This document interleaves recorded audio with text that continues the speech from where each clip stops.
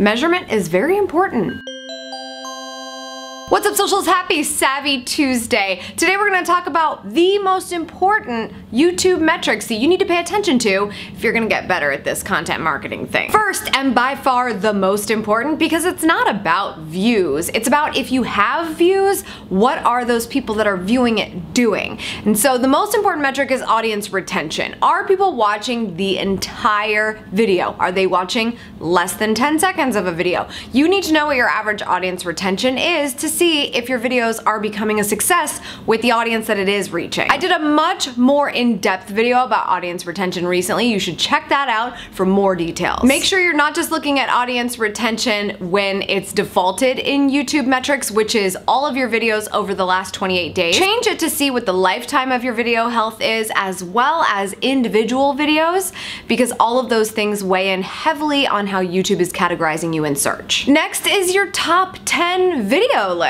To start, definitely pay attention to this. It's in the main dashboard of your analytics on YouTube, and the default setting will be the last 28 days. This is a really good overview of the most popular videos on your channel, because they're still ranking no matter when they were published in the last 28 days for the most views on your channel. That's very important to know, because you want to dive into those success stories and see how you can replicate that in other videos. Definitely a good idea to look at also the top 10 videos for the lifetime of your channel, but your current list is also going to be a really good understanding of what you're doing right, especially later on in your channel life when you're trying to figure out how to continue to get better, but you have the basics down. And finally, the last one is actually a shared couple of metrics, because I think they're pretty much the same when I'm looking at them, and that's demographics and playback locations. You need to know who's watching your content and the type of devices that they're using. When you look at the majority of who's watching your content and how they're watching it,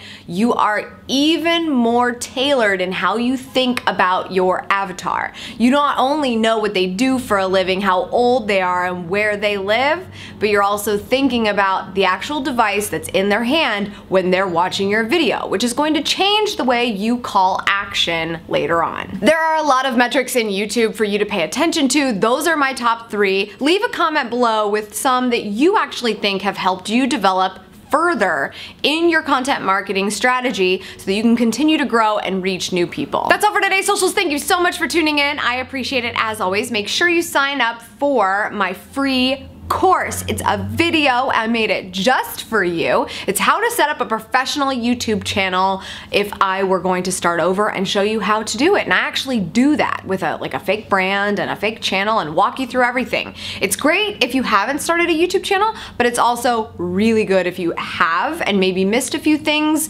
that I would tell you to do that you didn't know. So go check that out. It's in the card here. So sign up, you'll get it immediately, and I will be back tomorrow for what?